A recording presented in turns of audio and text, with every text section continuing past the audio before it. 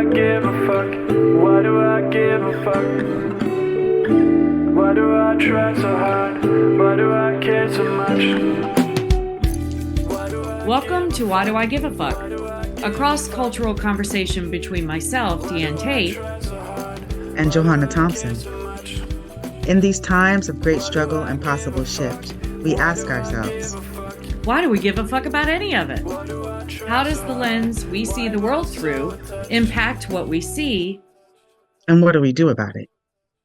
Oh, welcome all of our friends. Thank you for coming back and joining us on Why Do I Give a Fuck? Yep. The podcast.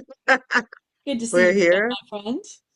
Thank you. I'm feeling good. People can see that I'm smiling. I have my tongue back in a way that feels much more comfortable. Yeah. It was a good week for me today.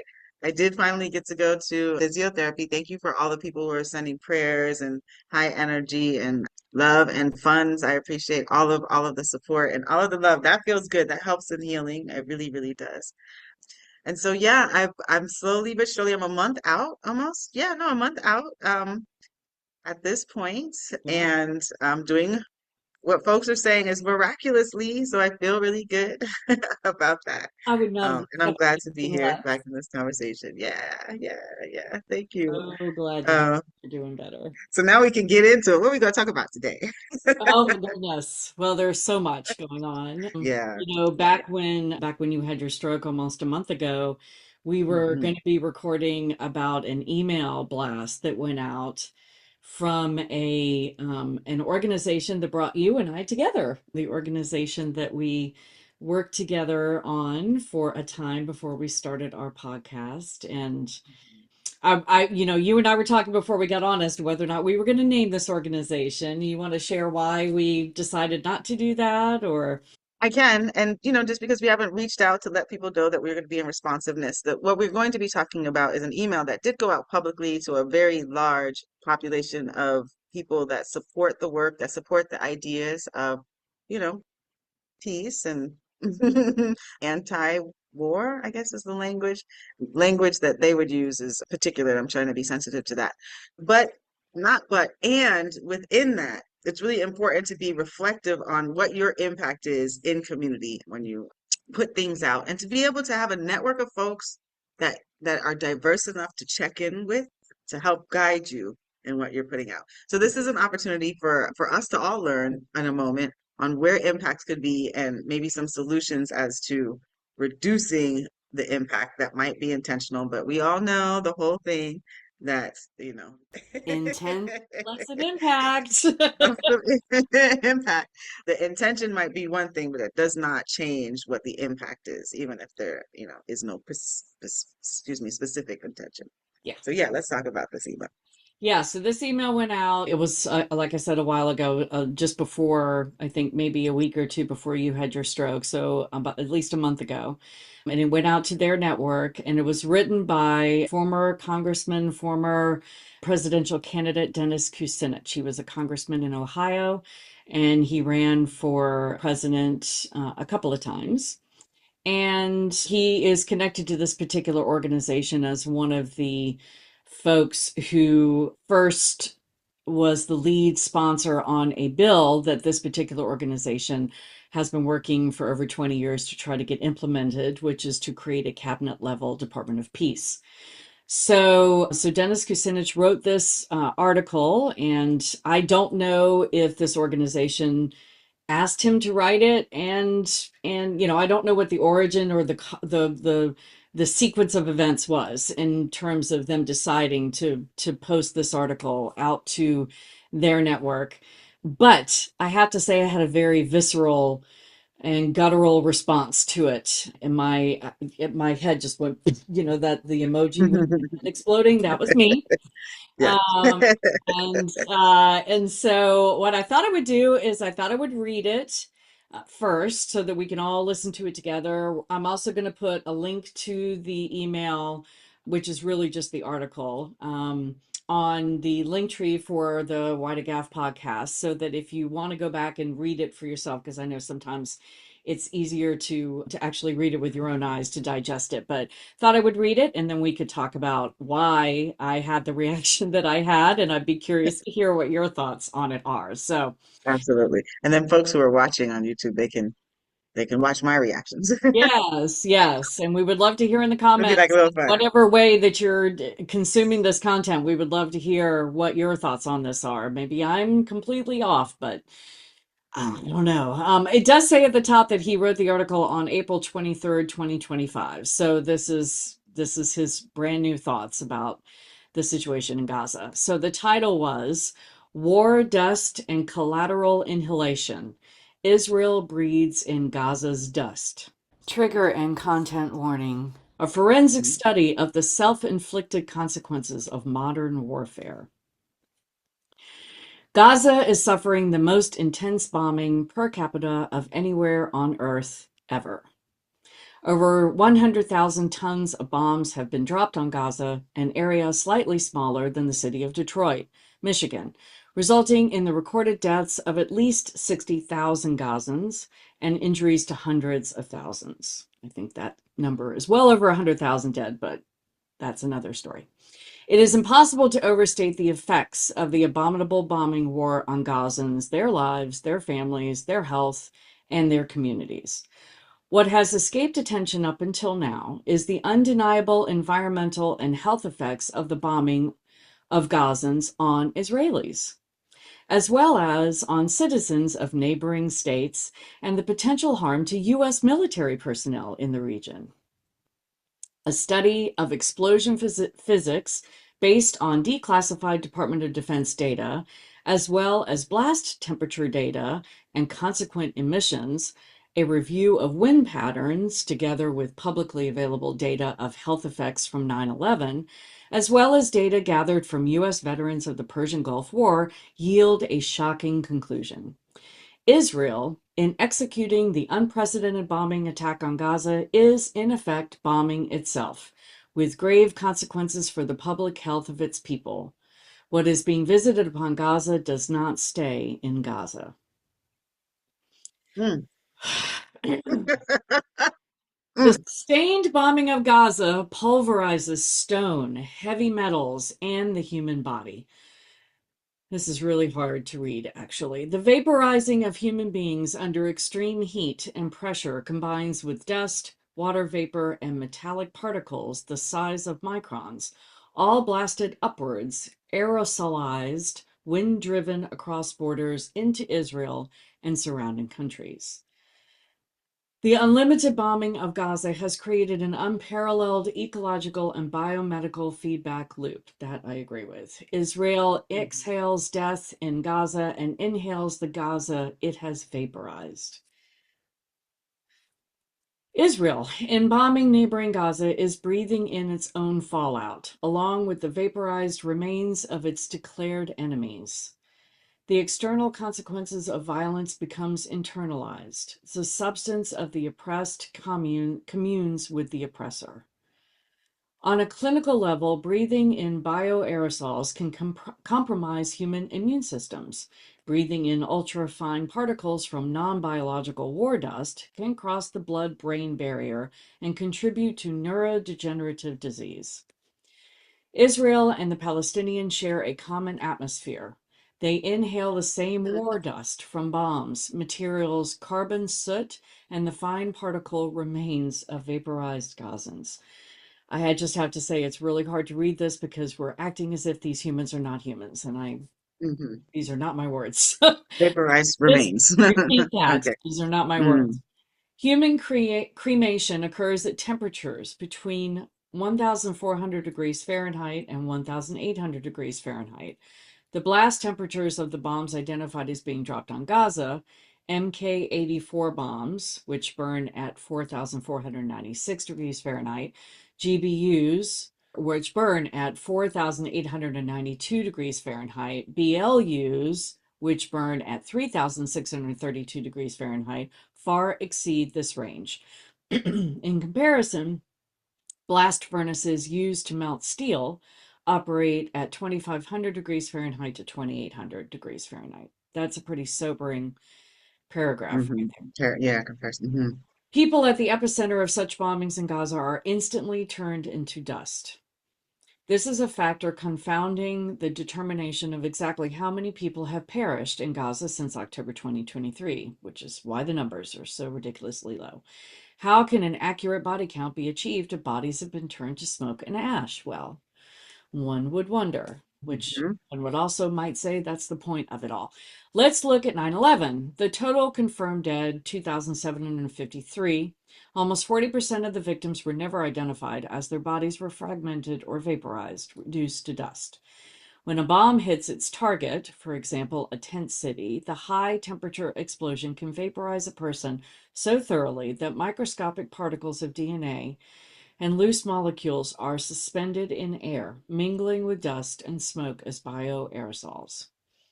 These biologicals, DNA and fat in human tissue, turn to carbon, black dust, and smoke. The minerals of bones and teeth, skeletal dust go airborne. Fragments of cells can float in the air. Bubbles holding fat, bone, and broken DNA strands travel with the wind and are breathed in dozens of miles from the blast site.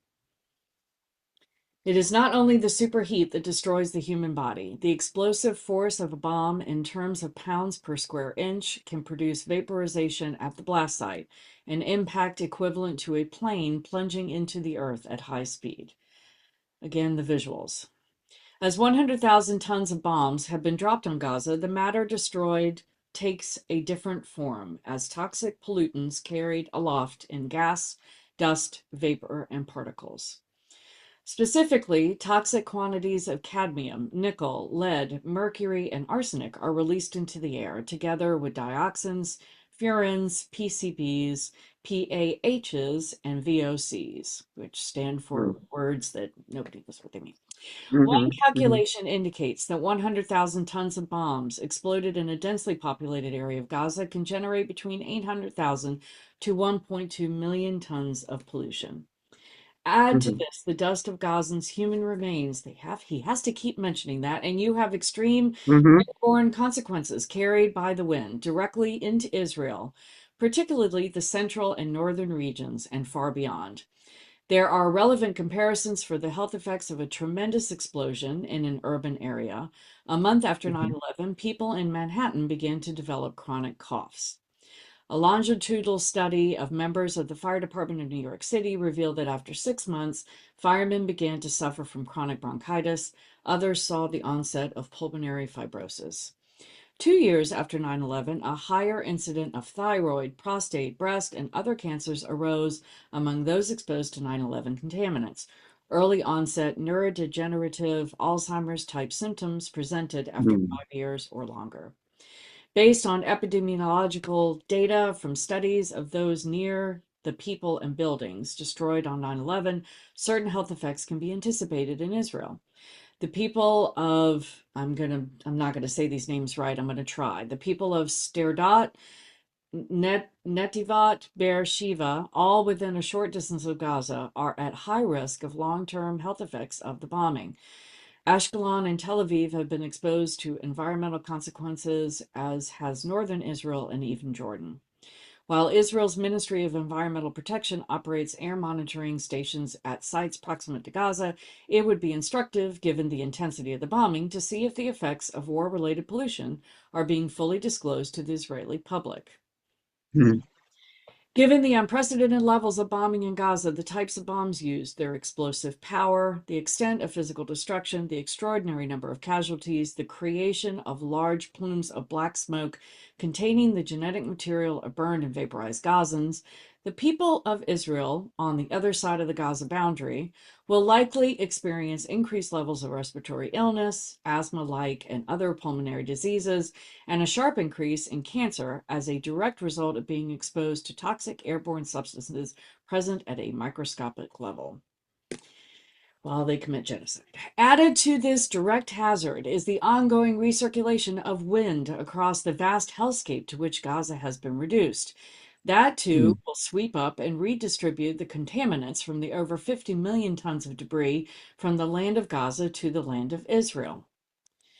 No, speaking of Palestine, at this point, the calamity which has befallen Gaza as a result of incessant bombing will visit, in various forms and degrees of harm, southern and central Israel, western Jordan, the northeast Sinai Peninsula, northern Egypt, Delta, and Cairo, Lebanon, Cyprus, southwestern Syria, northwestern Saudi Arabia, southeastern Turkey, Crete, Greece, Sicily, and Malta. Additionally, sea spray can carry aerosolized particles clear across the Mediterranean Sea. The United States has a substantial number of naval forces in the eastern Mediterranean, including 2 aircraft carriers, the USS Dwight D. Eisenhower and the USS Gerald R. Ford, as well as numerous other assault ships. U.S. military installations are present at Incirlik, Turkey, Naples, Italy, Cyprus, Qatar, Bahrain, Kuwait, Jordan, Saudi Arabia, and the United Arab Emirates. All face war dust pollution hazards as a result of the bombing of Gaza. I know well the adverse health consequences suffered by U.S. servicemen and women who served in the Persian Gulf between 1990 and 1991. Veterans of that war came to my congressional office complaining of constant pain, neurological, musculoskeletal, gastrointestinal, and respiratory symptoms, all of which were ignored or covered up by the Department of Defense. As a member of Congress, over the objections of the Department of Defense, I took up the cause of veterans who suffered what came to be known as Gulf War illness, a multi-symptom condition still affecting to this very day nearly 245,000 veterans of the Persian Gulf War. Bernie Sanders and I worked together in Congress to obtain funding for research into GWI, which is now a medically recognized war-related condition. Mm. Here's the conclusion. Oh no, we're not to the conclusion yet, but we're close. When you see the measurable, catastrophic effect which war environments can have on those who serve, and the measurable, catastrophic effect on those proximate to the 9/11 attacks, and the indefensible obliteration bombing of Gaza and its people, you may come to an understanding of the wholly fallacious notion of the containment of war and why I assert Israel is bombing itself. The bombing of Gaza has created a human health crisis which cannot be ignored any longer. There must be an immediate ceasefire on humanitarian and ecological basis. Well, at least he said that. The UN must urgently address the collapse of the Palestinian public health system, including the implications of the war for respiratory diseases and cancer among survivors. That's if they cared if there were survivors. The UN must lead a transboundary environmental and human health assessment of the immediate and long-term implications of war dust, which will include transboundary assessments of the toxic environmental effects of the war. Monitoring stations must be set up. The people of the world have a right to know what is in the air they breathe. International humanitarian environmental law must at last be enforced. UN representatives must determine a path forward. Israel and the United States must consider the far-reaching consequences of the decision to attack and bomb the people of another country. The tortured mindset which licenses the extinction of Gazans is now a specter haunting the entire world with its ghoulish designs on Iran. I will explore that approaching cataclysm in a future column.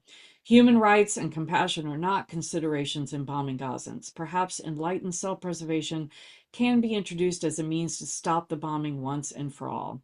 The war against Gazans must end, and perhaps through the suffering of Gazans and understanding the regional and global health impact of bombing, we may understand why it is time to call an end to all wars.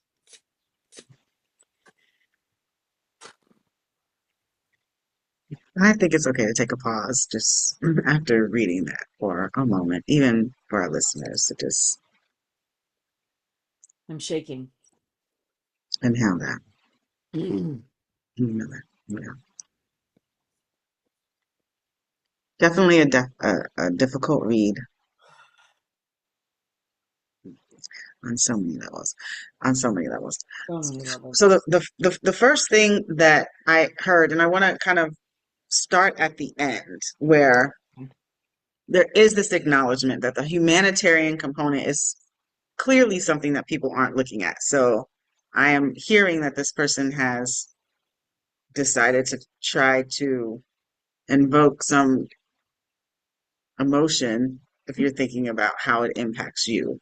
Like, Yeah. you know, the impact of on you yourself maybe might help to motivate you to want to act differently is what I'm believing I understand is what I'm believing I understand, and that's me reaching to try to have an understanding. So let's be clear Yeah. about that because it's so ridiculous is the word I want to it's so ridiculous to not. And I understand, I'm hearing that things can fall on deaf ears. I'm hearing that part of, hey, world, recognize that it's deaf ears that an entire group of humans, I'm not even going to name them for what their religious beliefs are and all of that kind of stuff. An entire group of humans are being wiped off the earth. Yes. That's first and foremost. Like, we're sitting with the reality that humans are getting wiped off the earth as purposeless beings. Intentionally. And yeah, intentionally. Intentionally. Full. And right, the other part of this is that what a wonderful, science giving us all the science of what bombs do, because I honestly didn't know that. And for us as people, US born or still considered US citizens or whomever or however, we are literally funding and paying for this level of annihilation of a whole entire community of humans. Yeah. So civilization, not just community, because community is so small, but an entire demographic of humans Millions in the of world. humans. Yes. Yes. So, A so, land so grab. after you read this, tell me some of what your reactions and responses to this were like after you, well, I mean, and reading it again, it invokes the same. Yeah. Yeah. Yeah. So when it first came across my inbox and I read it, I was as incensed as I am now at the tone deafness of it. I mean, just reading it out loud, because I only read it to myself. This is the first time I've read it out loud. And reading it Mhm. out loud and the academia lens with which it's written through is tone deaf because Yes. we're talking about the destruction of human beings, children. A lot of these are children. Hmm. Hundreds of thousands of these are children, maybe millions, and you're reducing them to dust and particles and Articles. microns Hmm. and and the framing of how it's impacting Israelis is, while I understand that that's a truth, right? I mean, on the environmental scale, what is happening, what has been happening for 600 days now, we just hit Hmm. 600 days a couple of days ago, is impacting all of the humans across the globe, and the occupied people of Israel, the occupiers that are right next door, of course, are going to be, besides the people who are being annihilated, are going to be the most directly affected because of the proximity. But the academic lens by which this was written to me is so classic whiteness. It's not even, and I, I know sometimes people get frustrated with me because I reduce everything to whiteness, and I, I mean, that's the world we live in. That's the it is the reality. world we live So, in. yeah. And that's the first thing that was ringing through my brain when I was first reading this as it came across my inbox. What the hell? This is so classic of this particular organization that we used to work for and other organizations like it that believe that they are in the purposefulness of making the world a better place for everyone, and yet what they see through their lens is so narrow and so focused. It's like to write a whole article with all of these. I mean, there are lots of little footnote. No, he did lots of research on this to write this article. For what? To appeal to people that we shouldn't be annihilating an entire group of people for a land grab? I mean, at the end, he says that Yeah, you're saying you're not supposed to annihilate a whole group of people for your own health. because it's going to hurt your health. Because Because because if it's you're going gonna to, yeah, then as you're I'm worried annihilating them, about the Israelis. you're gonna be inhaling their flesh and bones. Like Yeah. that's So don't do it's it. yeah. So don't do it. I mean, he did mention a couple of times in here that the war should stop, but he was very clear in his academic assessment that the war should stop because people are breathing in the dust and the Mhm. microns of the Mhm. humans that they're annihilating. It just Mhm. blows my mind. And Yeah. I wanted to talk about this on here because this is one of the things I give a fuck about. And this is one of the Yes. things that I I'm aware. left this organization because I could not get through the very, very, very thick whiteness lens of, oh, but we're trying to make the world a more peaceful place. Mhm. I didn't mean to, I would imagine if I confronted Dennis tomorrow about this, he would say, well, I didn't mean to, I was just trying. And as you were saying, intent does not lessen impact. And Right. That is it. I could only imagine if there were anybody in the network of this organization that got this email that have family members in Gaza, that have, Palestinian roots, that have friends here in the US territory, that maybe have family over in Gaza. Just reading the words description describing the pulverization of their human loved ones. I mean, I reading it out loud just it turns my stomach. I can't even. And I understand probably what he told himself, why he needed to write this, because we need to appeal, as you were saying, we need to try to get people to hear it. And maybe they'll hear it if we put it in this academic measure. But I, he, you missed the mark, Dennis. Mhm. I'm sorry. Well, let's talk about that. So, if we're coming from Western civilization's value spaces, right? Hmm. The email does do the classic. Now I'm going to be a little bit academic if I can. Yeah. I'm using notes to do it because I also have my brain. But I remember, working with my young people when it's time to write papers, right? And so it's like, okay, let's appeal to the ethos, the pathos, and the legos. You did all that. You got all that. Yeah. Ching ching, great. You're doing that. And like to bring people back, look, again, use my notes. So like when you're talking about ethos, you're like building the credibility of Mm. the person who's doing the writing to say, I even am the person who can say this. And so I'm David Kucinich. I'm a congressperson. I had people come into my office and talk about the impacts of 9/11 bombing, that a lot of US citizens had a huge impact. It's continued impact. Public health issues, mental, social, environmental issues, all of those things. So, all right, giving yourself credibility to even say that. Then the pathos part of it, that would could offer some more improvement, because pathos that is valued for me is recognizing and stating more about the Gazans who are the humans that are being annihilated, and actually naming that, naming, okay, I'm going to talk about this thing, but we are recognizing that as I'm talking about this, we are talking about human people that deserve their life. No war, no bombing or anything like that for public health issues, but no bombing and no war because we don't want to be killing people. So I'm just going to help bring that along if folks have missed that in the reading.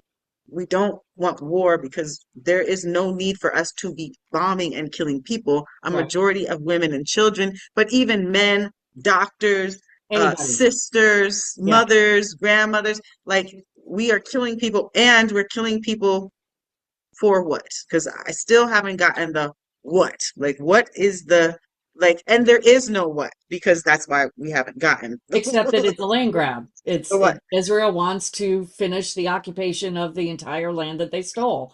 So, Yeah, he was very careful to stay away from that. to Very say, careful to stay away from that. Which, and which is what happens when we are annihilating people, right? You want some resource that the people then become, you're more about profit over people, and people become completely and totally insignificant. yeah, And then if we're going to look at the Legos, that is what is even more unfortunate about the impact of this, because like I said, I do appreciate having a very thorough explanation of what bombs do. But as you're having the conversation, the language, the diction that you're choosing completely, it does not, has no regard for human life. Because then when you start talking about dehumanizing. particles, when you start talking about dust, when you start talking, you're not talking about John Sarah. Yeah. It's John, Sarah. These are not the names of the No, folks no. from Palestine. I'm so sorry. I'm using names that I know, but you're not talking about this. This is these are humans. You've reduced them into something that's not human, so it's easier to ingest what it Right. is that we're talking about because you switch the focus. You switch the focus of what we should be actually caring about. Yeah. Um, It's and dehumanizing. and so that's what It's that is. It's dehumanizing. totally dehumanizing Yeah, that and all of the invalidating. academic lens that this article was written through, it completely dehumanizes the people that are being annihilated. And I think intentionally, I mean, I think it shows the author's allegiance to Israel to stay away Mm, from the hot button naming. of naming what's actually happening. Yes, he talks about it being a war. It's not a war. It's a Holocaust. Hmm. And Hmm. so, it's not Israel and And it's Palestine a Holocaust in the neighboring same way that we countries. understand. I'm sorry. It's a Holocaust in the same way that we understand Holocaust, right? Yeah. Melting bodies, Yes. like something that folks have experienced. Those who are now advancing the oppression on people have experienced in the history of their Right. experience, And the melting bodies, intentionality and the you know? intentionality behind that speaks Hmm. to Holocaust. The intent, Hmm. and I've Absolutely. been listening to people smarter than me talking about we were calling it a genocide, but actually we need to shift and start calling it a Holocaust because there's intentionality behind everything that's happening. I mean, when Dennis mentions that Israel and Gaza are neighboring countries, that's not true. Palestine Yeah, is occupied by the right. Israelis. And so Hmm. so his intentionality around subverting all of that information to me speaks largely to what his lens is and where it comes from. And it just and all the talk about 9/11, I understand the correlation between what happened in 9/11 and what because he's speaking to a largely US audience, and Population. so he's using something that Hmm. they can connect to and understand. I get that, but I'm thinking how many people are reading this email that had loved ones that they lost in 9/11 and are listening to their loved ones being Loved removed? ones. He's dehumanizing the people that died in 9/11 just as much as he's dehumanizing what's happening Yes. to the Gazans. And so my heart goes out to the people reading this that were, actually that lost loved ones in 9/11 because that impact is real too. It just yeah. So And then also there's a thing that we experience in our social culture when we're not naming the actual thing, yeah. right? Yes. Um, and because this email and the way that it was distributed doesn't specifically offer the audience that it was intended for. Mm. Um, and there is something that if you name, hey, I'm writing this thing and I am writing it to this specific audience in this way because I am recognizing that this audience is not understand or not is not moved by the human violence that is Right. occurring, so that then those who are not a part of that audience, can help contextualize and understand maybe a little bit more clearly why it's necessary to write it this way, because you're not gonna reach the pathos of folks on just humanity. But you got to name that. You got to name and say that also as a part of the solution to create the healing and to actually get folks to want to be open to understanding what your point is. And I'm saying this to offer a, an understanding and also offer an excuse. And I don't want to do that because I'm not sure if that's what the intention in the space is. I am communicating that there is a more effective way of sharing information or offering a point that is less harmful to folks that you can Yes. be in consideration of, right? Because it's like, if I'm having a conversation with somebody and whomever else is hearing it, but I'm actually talking to my child because I'm disciplining you on something. Yeah. You know what I mean? Like people know that is the direct direction and they can have whatever responsiveness to it, but hey, I wasn't dealing with I and I'm making an excuse to try to make it make sense. And I'm recognizing I'm doing that as I'm having this conversation because it doesn't make sense, which is the bottom line. There is a public health issue with bombing humans, and Yes, that is bombing humans. There's period. a public health issue with bombing, killing, holocausting, annihilating, and that is it. And that has to be stated first and foremost, not the public health issues about what you're inhaling and what the degrees that you have to melt a body and all of this kind of stuff, or what wind will blow things across the water. No, the public health issue with Holocaust, annihilating, genocide is exactly that. And that has to be named first and foremost. It has to be stated. Because when you don't do that, you do invalidate the credibility of what your writing is. And you invalidate the credibility or positionality, to your point, and where your allegiances are. And so you're trying to effectuate some type of change. You're not. You're not. Yeah, I just went back and looked, and I don't think I haven't done a search, but I don't think he mentions, he never calls them Palestinians. He calls them Gazans. Gazans. And Gaza's not a country for Hmm. those listening. To Um, be Gazans. Hmm. Gazans it's the You country could of say the people who live in Gaza. he Well, could have said the even if people. you don't, you know Yeah. what I mean? Yeah. Hmm. But he, he calls them Gazans. It's all Gazans. It's Hmm. this is what's happening in Gaza and neighboring Israel. And so to me, it's like that's the first part of the dehumanization, is to not even name them Yep. Palestinians, not even name the country that they're actually from. So yeah, so for anybody, the biggest reason I wanted to talk about this is because I think this is a perfect example of something that an organization or a group of folks can feel like they're putting out and really feel like they're doing something, like they're saying something valid to get this Holocaust to end. And it's absolutely misses the mark by, in my opinion, by so much. And so that's largely why I wanted to talk about this out loud, because I wanted to say to anyone who might have gotten this email and read it and thought, I never thought of it that way before. Maybe I do agree with a ceasefire.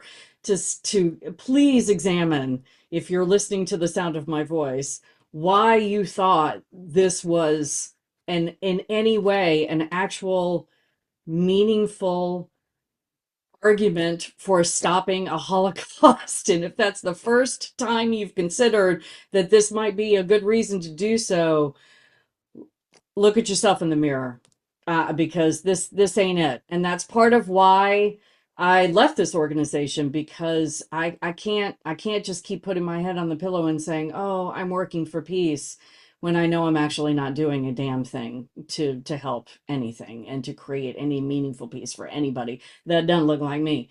So Hmm. I appreciate you going through that with me. I know we've gone a little over time. There's still a lot more that we can There's say. there's so much to say, but I Woo! did want to offer also this as a consideration as well as Okay. folks are thinking about this, because as I'm listening to this, I'm also recognizing what my experience in something like this is, and that really speaks to capitalism. What I was speaking to previously on this recording, which is when profitability is becomes more important than actual people.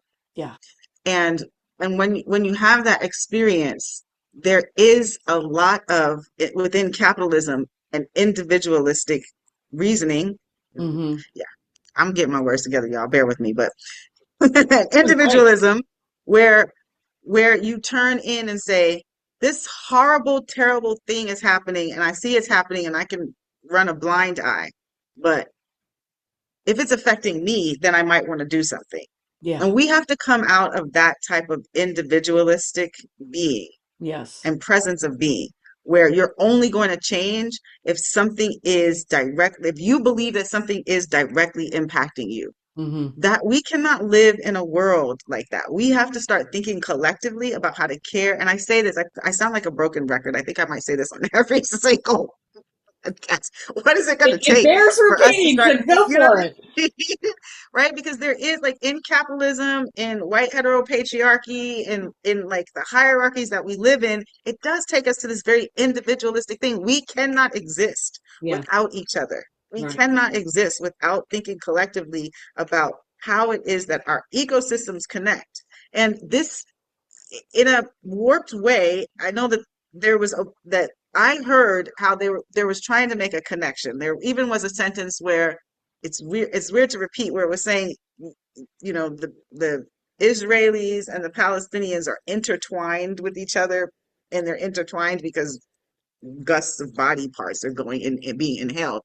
That's not what we're talking about, but that's what the letter was saying, the Yeah. email was saying.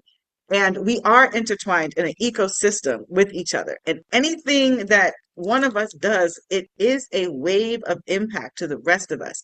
And that is what I experience in capitalism, in whiteness, that there is always that disconnect of recognizing that we are a ecosystem of collective attachment together. Whether or not you like it, whether or not you support it, something happens here, there is a ripple someplace else. And that is the central point that we need to be reminded and focused on, and reflecting before we put things out. Are we checking in with the ecosystem of care and connection that we have as as humans? And if we're not, then we should like hold back for a second and check in with the larger network Yeah, before we put it out. And that's the offering yeah. that I would. Yes. Did he run this article past any Palestinians before he put it out there? I doubt, Mhm. I doubt it. So, and I do want to correct, he does mention in one of the paragraphs, he says Israel and Palestinians share a common atmosphere. I think that's the Thank you for only that time he correction. mentioned that they were Palestinians. Hmm. The rest of the time it was all Gazans. But anyway. Well, this has been a long conversation, so thank you for sticking with Appreciate us, it. those of you who are Yeah, man. still listening and watching. And I will put this article in our link tree. So if you want to read it for yourself, it will be there for you to be able to read and digest. And if you want to, I don't imagine anybody wanting to. I don't want to read it again. I promise you that. I understand. Yeah, no, that's true. And we don't want to have to read things like this. We want to get to a place where Yeah. we We got to do this better. Yeah. love each other and care for each other in different ways. Well, thank you, my friend. I appreciate you. Why do I give a fuck? Why do Thanks for I joining give a us. fuck? Until next time, Why as you do I move try throughout so your day, hard? continue to ask yourself, Why do I give a Why Do I Give a Fuck Why do is I produced in give a collaboration with Johanna and Deanne. Music by Norwegian musician care so Water. much? See you next time. Why do I